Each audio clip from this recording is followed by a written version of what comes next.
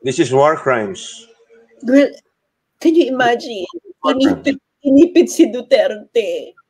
Tapos sinasabi, inaano nila na si Duterte may kasalanan pag may EDCA. Kaya nga niya pinalik yung EDCA dahil putang ina, ayaw ninyo ng Chinese vaccine. At kaya ayaw nyo ng Chinese vaccine dahil sa kagagawa ng US military.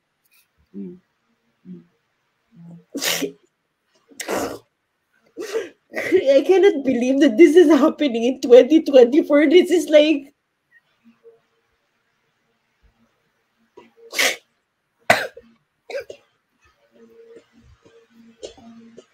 Kung hindi ka naiiyak sa nangyaring to, ewan ko sa'yo kung Pilipino ka pa.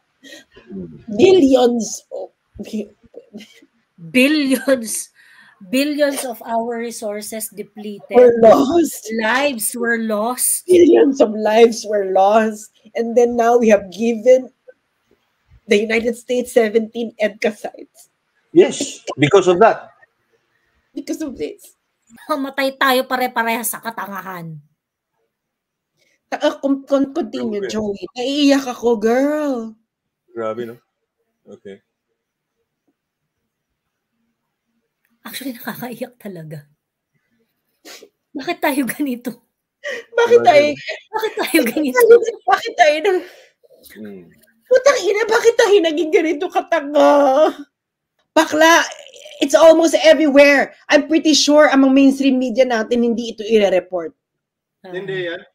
Pag hindi ito ni-report pag hindi ito headline ng Inquirer, hindi ito headline ng kahit anong mainstream media, putang ina, sunugin ninyo lahat ng Inquirer ninyong or lahat ninyong Inquirer ninyong mga newspaper just to show your indignation sa mga American colonial collaborators na ito. These are the real traitors of the country. Ilang milyong Pilipinong buhay ang ibinuwis, ang pinut ng risk ng mga Amerikanong kasabwat ng mga putang inang mga to. This is the reality of the country. Sinasampal na tayo ng mga foreigners ng katotohanan at tayo nagpapagago.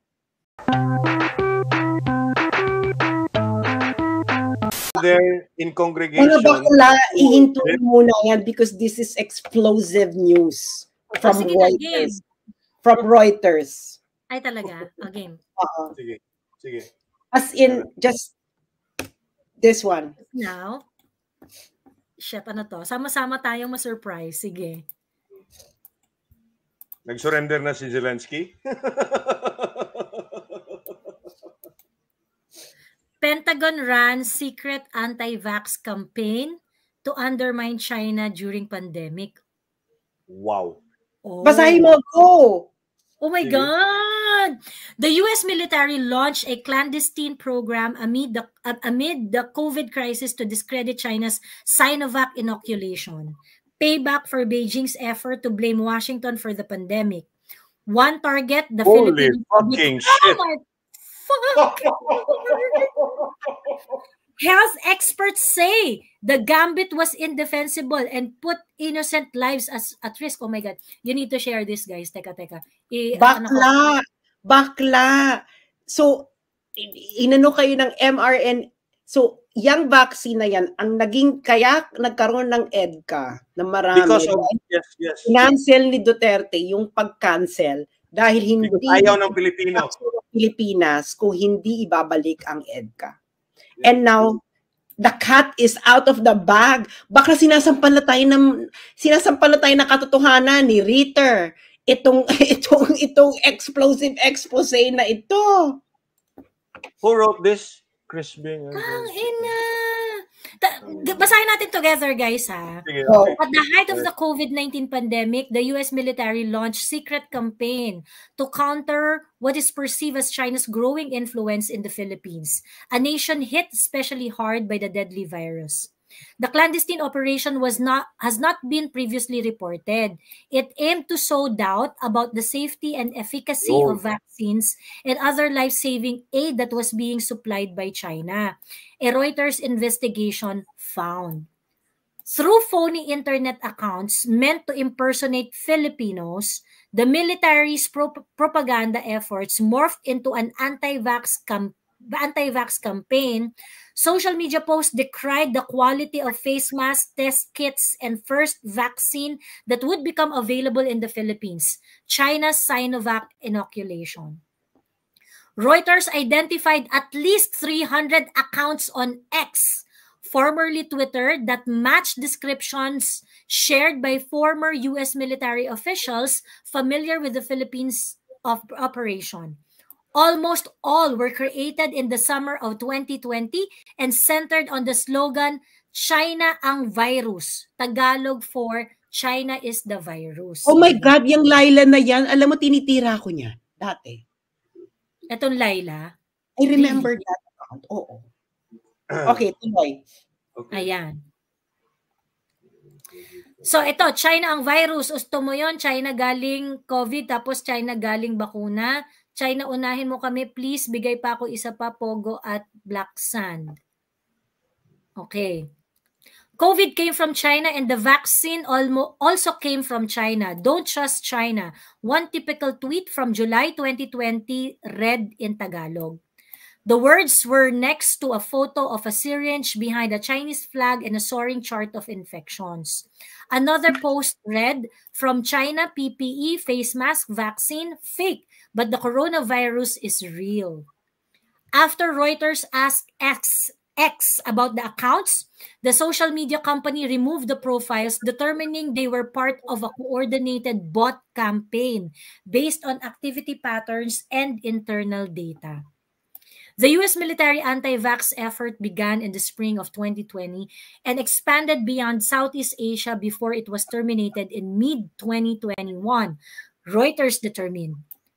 Tailoring the propaganda campaign to local audiences across Central Asia and Middle East, the Pentagon used combination of fake social media accounts on multiple platforms to spread fear of China's vaccines among Muslims at this time when the virus was killing tens of thousands of people each day.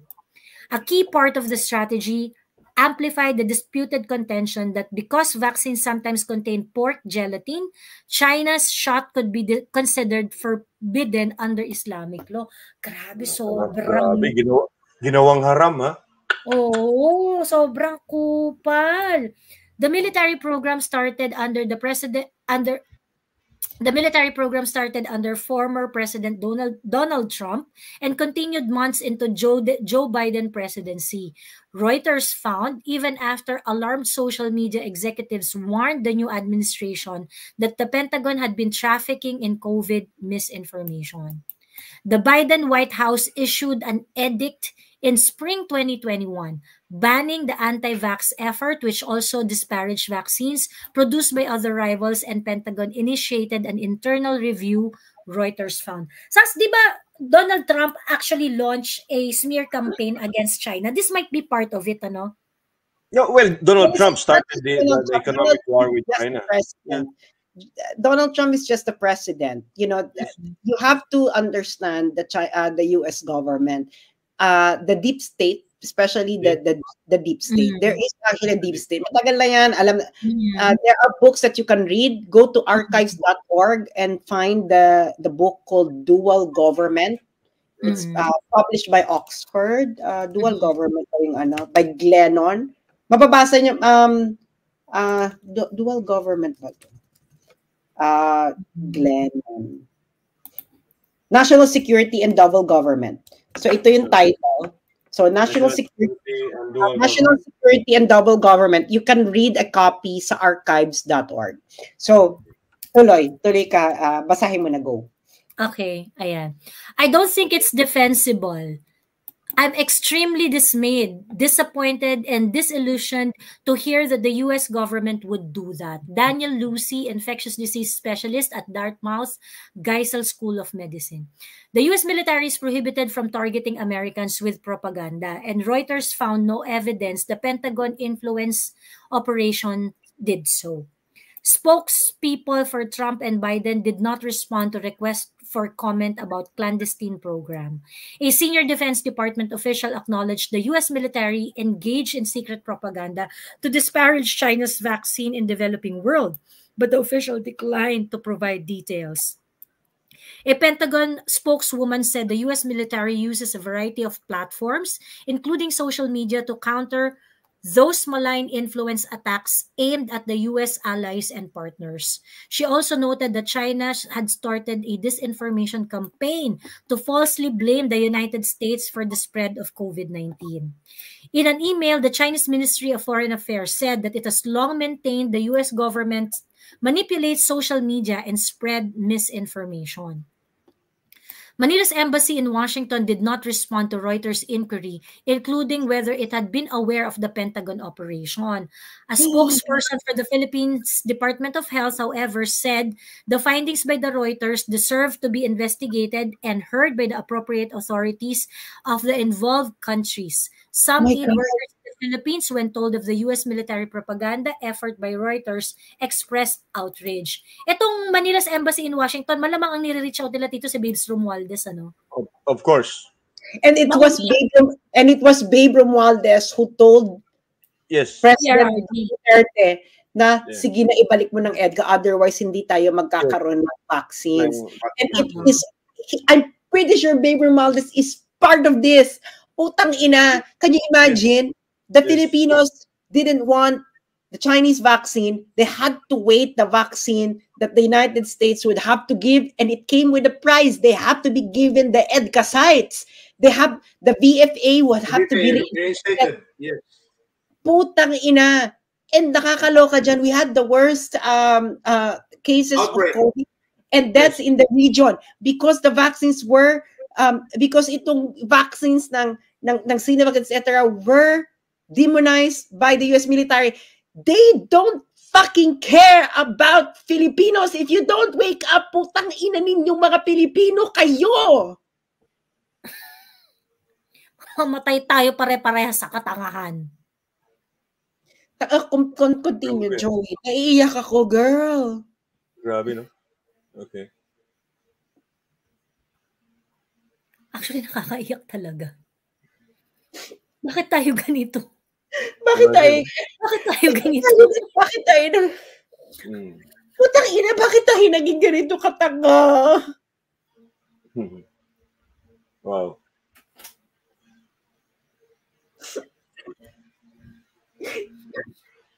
Putang ina. Girl.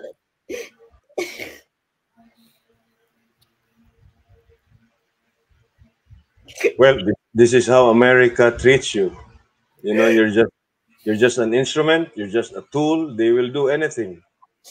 Bakit tayo naging ganito katanga? Tapos yung mga Pilipino, tayo, majority, walang magawa kundi magpapaloko. Naka-share na po to sa page ko, pareho sa Sasugando Santos, saka sa For the Motherland. Pero putang ina, bakit tayo ganito katanga?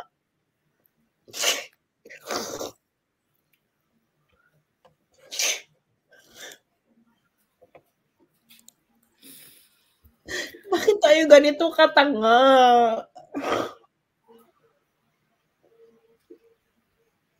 Girl, ginago tayo. Parang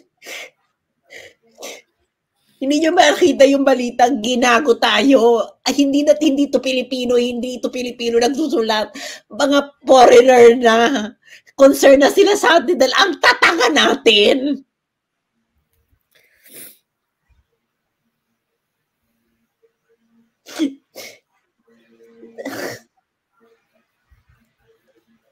Wow. It's Unbelievable. Nakakaiyak talaga yung sobrang nakakaiyak. They had to go out of their way, you know, sacrificing the lives of Filipinos just to demonize. Dahil lang gusto nilang makaano sa China. They sacrificed your lives. This is a preview of what's going to happen. Putang ina, ang tatanga natin. We have a leaders who would like to sell the lives of the Filipino people. Kasama na yan si Babe Romualdez. Babe Romualdez has to resign. He has to rot in jail. Babe, Romualdez and all this family has to have the same fate as Mussolini, Ceausescu. Senator Amy Marcos, she heads the Committee on Foreign Relations. She should investigate. Yeah, yes!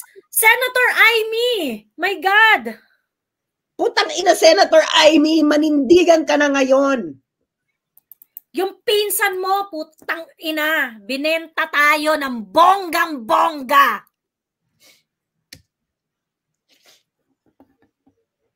Ang Grabe, no? Alam mo, bakit tayo ganito? Alam mo yung parang, are we so stupid as a nation na kaya nagganito tayo niloloko? Girl, ito na, foreigners na nagsasabi, millions of lives were put at risk because of the United States. And we don't fucking care. And we are in the same situation now, Sas, Joey. And it's the same situation right now. Yes. Ngayon, lantaran na. Yan, clandestine operation. With the help of senior government officials of the Philippines. Babe Romualdez, huwag kang magmaang-maangan dahil ikaw mismo ang It nagsabi. came from your mouth. Oh, it came from your mouth. You had an interview with Richard Herdarian. You crying before PRRD, begging.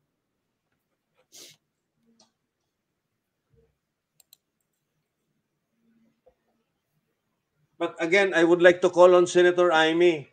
Your committee, Foreign Relations, is responsible in matters like this because this is a foreign country intervening in the affairs of another sovereign country, risking the lives of its own citizens just to have an edge over the Chinese.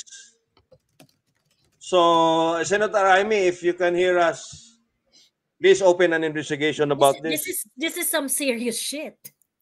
Girl, very serious shit. Actually, nalileka ako kasi yung una nag-send sa akin, Reddit. Sabi ko, Diyos ko, ba't naman ako magpo-post ng Reddit kung anong source? Bakla. Nung pagka-search ko, USA Today reported. I-check mo kung mag-report. Reuters reported. USA Today reported. Bakla. It's almost everywhere. I'm pretty sure among mainstream media natin hindi ito i-report. Hindi yan. Pag hindi ito ni-report pag hindi ito headline ng Inquirer, hindi ito headline ng kahit anong mainstream media, putang ina, sunugin ninyo lahat ng Inquirer ninyong or lahat ninyong Inquirer ninyong mga newspaper just to show your indignation sa mga American colonial collaborators na ito. These are the real traitors of the country. Ilang milyong Pilipinong buhay ang ibinuwis, ang pinut ng risk ng mga Amerikanong kasabwat ng mga putang inang mga to. This is the reality of the country. Sinasampal na tayo ng mga foreigners ng katotohanan at tayo nagpapagago.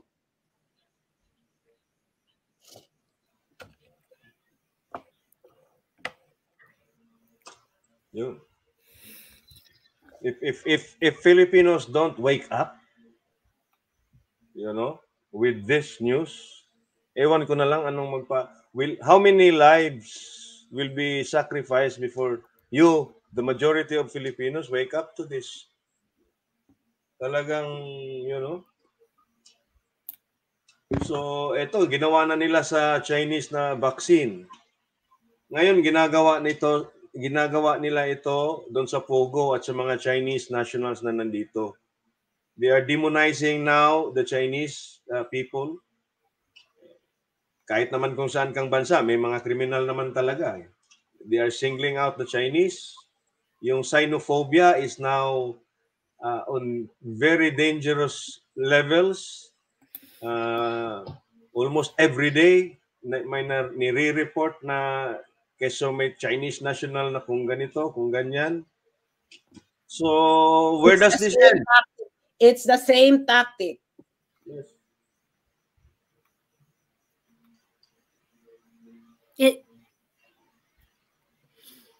in order to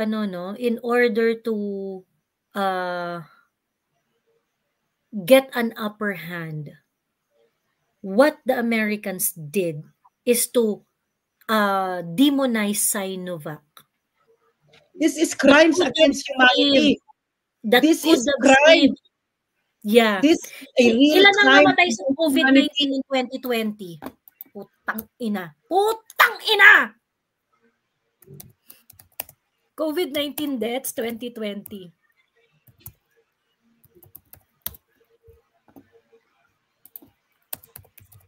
Ilan yung namatay sa COVID-19 noong 2020?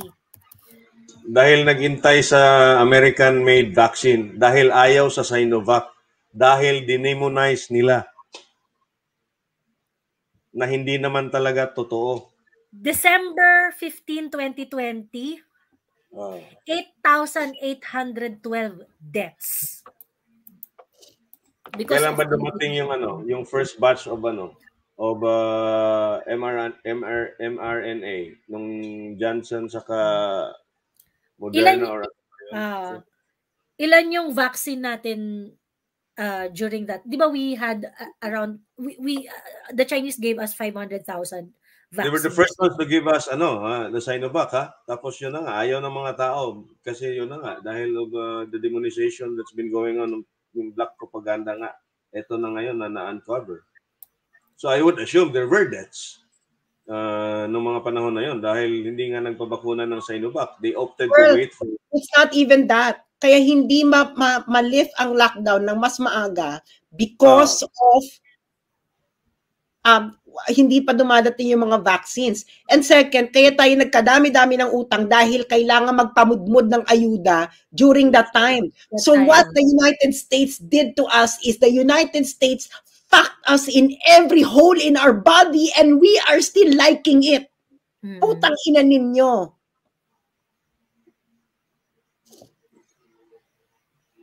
Girl, kaya hindi tayo could have been controlled earlier Had they not done this, it could have been controlled earlier and it could have not exhausted all our resources. Yes. Prevented yung expense, prevented deaths, prevented the faster opening up of the economy dahil yung vaccination rate natin ay makukuha natin in a shorter period of time. Ewan ko kung ano pa. Wow. Unbelievable. Unbelievable. I think yung mga those who are earning money because of those who are earning money for trolling. This is how you fuck the country. Yung mga bayaran na magto-troll ka lang because ito ipakalat mong information, babayaran ka. Now is the perfect time that you reflect on how you fuck this country up.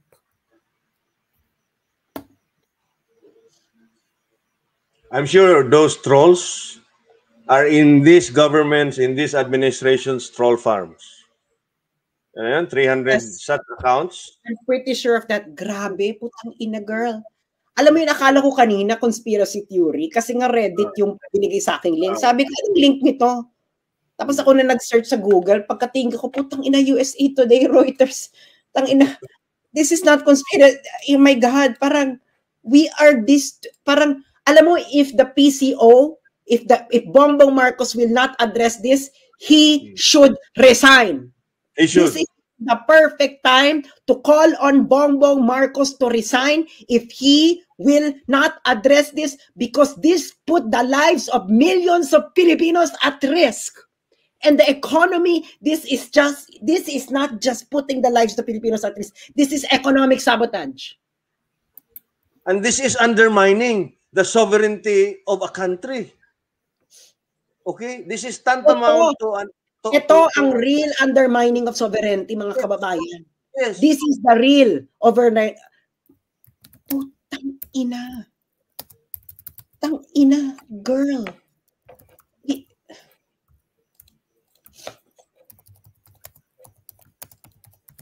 Ang sakit sa puso. Girl, I cannot believe that this is happening in our country in this this year. time. In this year, in 2024.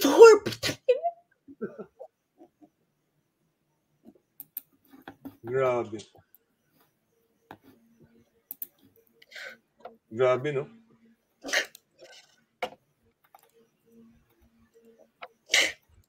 And then you have all these people that are in the corridors of power now who instigated all these operations, clandestine operations by the Pentagon, by the Americans. Siguro nandyan pa rin sila and they have grown more powerful. So this expose goes to the very top, I think, of this admin. Kuya, ba't ang tanga-tanga natin? Yun na nga eh. Ba't ang tanga-tanga natin? Ganito na lang ba tayo? Ganito na lang ba yung bansa? Parang, ganito na lang okay na tayo sa ganito? Right.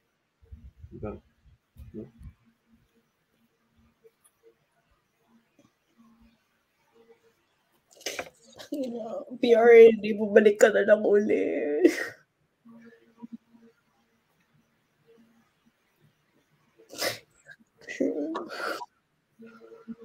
This is war crimes.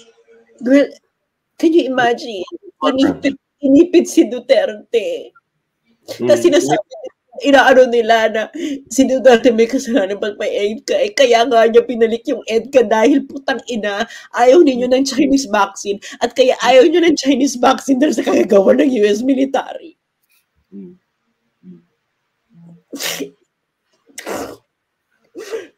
I cannot believe that this is happening in 2024. This is like...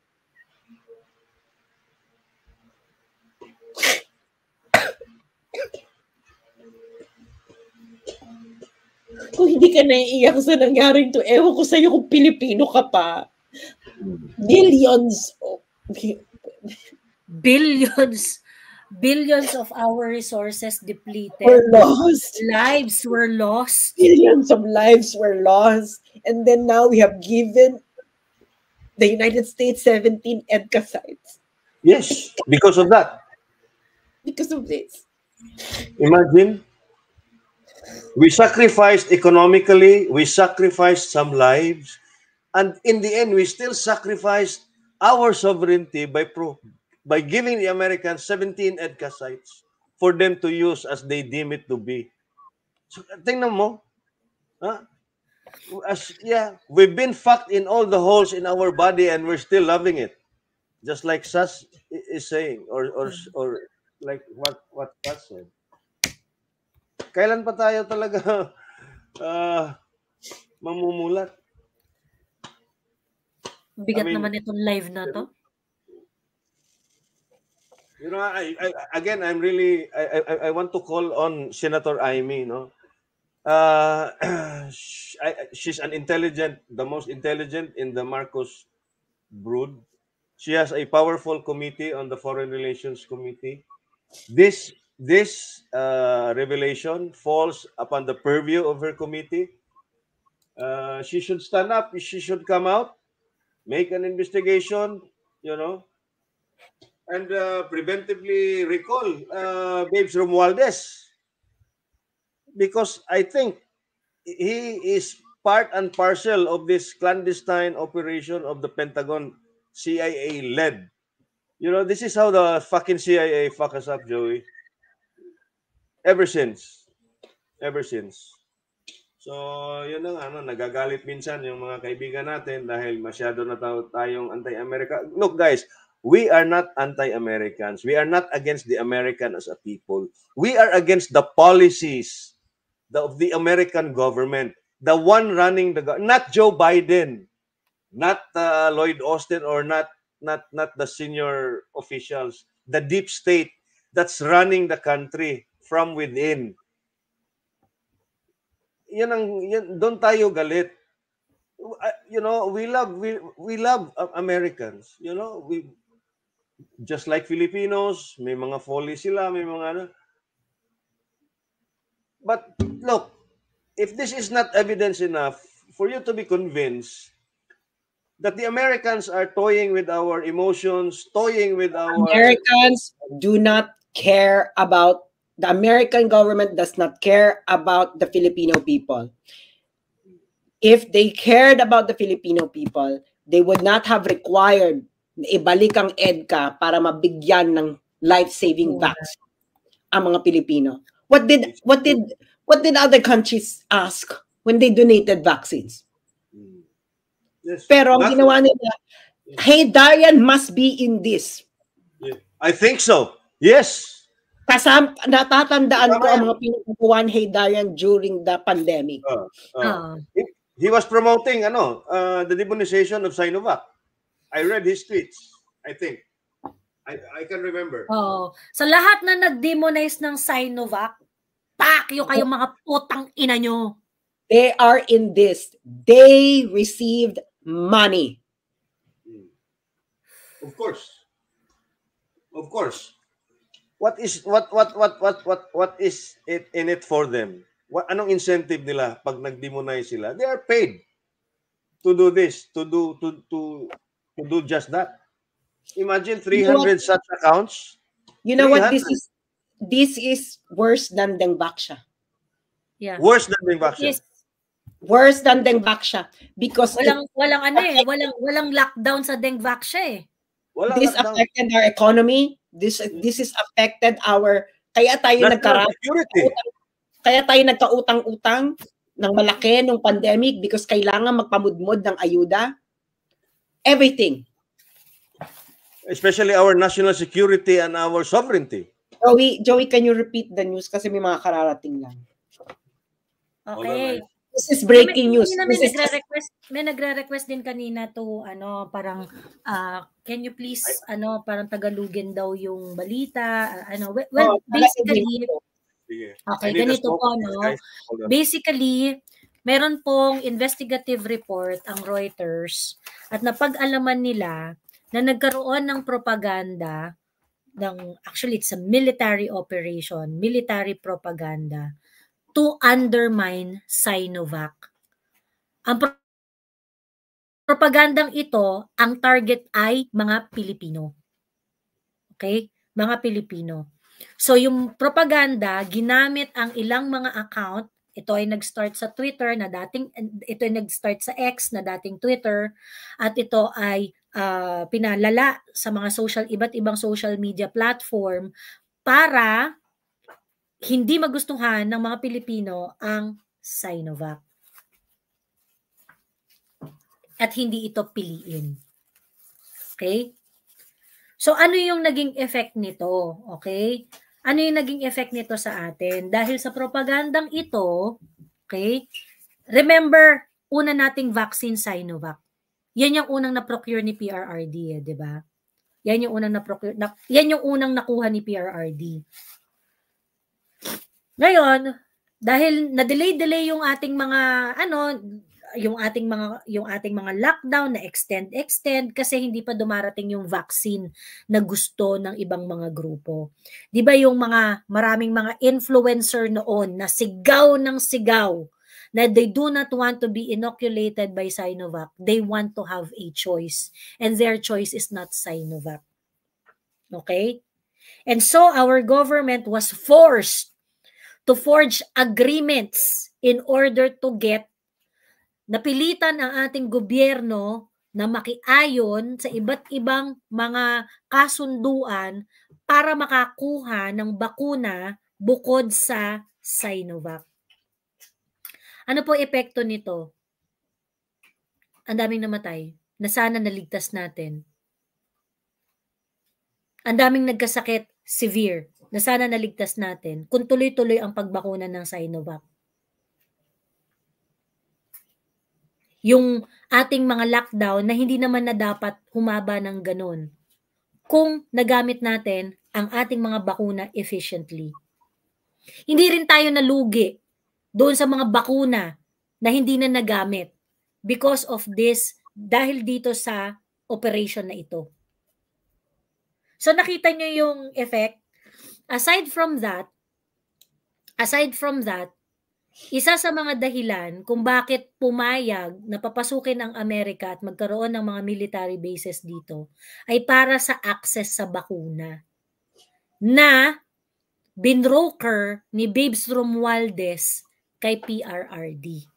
Inamin niya ito sa interview niya kay Richard Heydarian noong I think 2022, 2023. So nakikita niyo po yung problema? Nakikita niyo po ba? Yan po ang sitwasyon natin ngayon.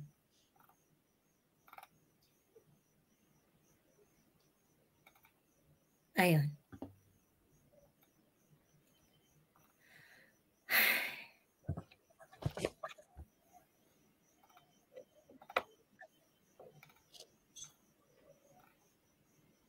Basahin niyo yung buong news.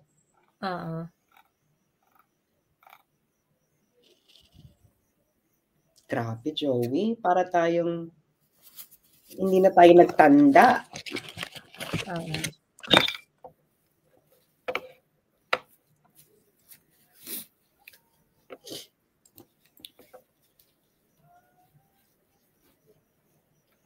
Tang-ina, magkakasabwat silang lahat. Now Duterte was correct.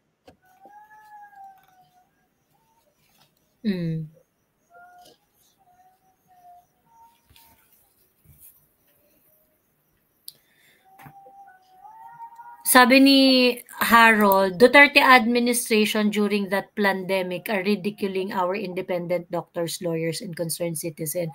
Harold, kasi while I respect your na yung sa mga pandemic, yung mga ganun-ganun, kaso nga lang kasi ang problema nung mga panahon na yun, may namamatay. And yung mga deaths are so real. So whether it is planned or it's not planned, meron kasing namamatay during that time. And, our government can only react based on the deaths that is happening. Well, I think what happened to us was a pandemic, and it was planned by the US military. Which we do not really have any, no? Yeah, they planned it. No, not the introduction of the virus, but our ability to fight COVID. That was the plan, for us to lose our ability so that we can depend on America. Now you see what's going on?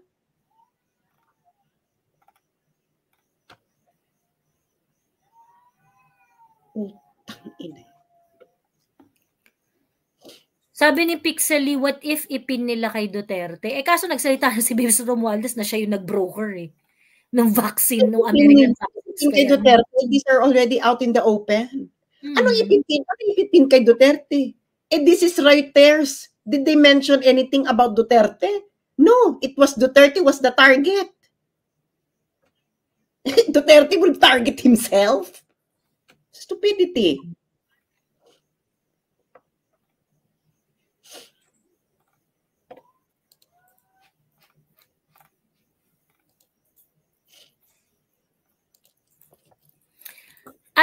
Naka-post na yung link sa wall ni sa wall ko,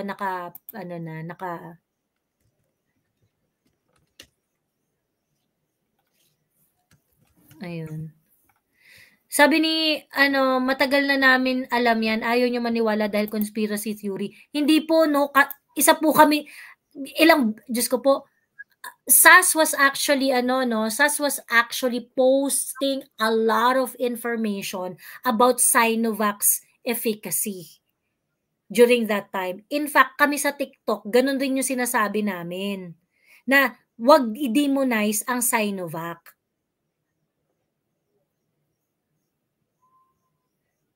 Ang hindi natin alam during that time, I don't know kung sinasabi ni Harold na alam niya na military operation yun ng Amerika. That is the information that was not present at the time. Well, you have a hunch. You have Mm-mm. you have a inkling na ganun. But the thing is, iba na to. This is like real. Proven on ano na. Proven. Verified, confirmed information. Oh, so don't polish your knuckles too much. Mm-mm. No, this is verified information. Multiple. Putang ina, girl.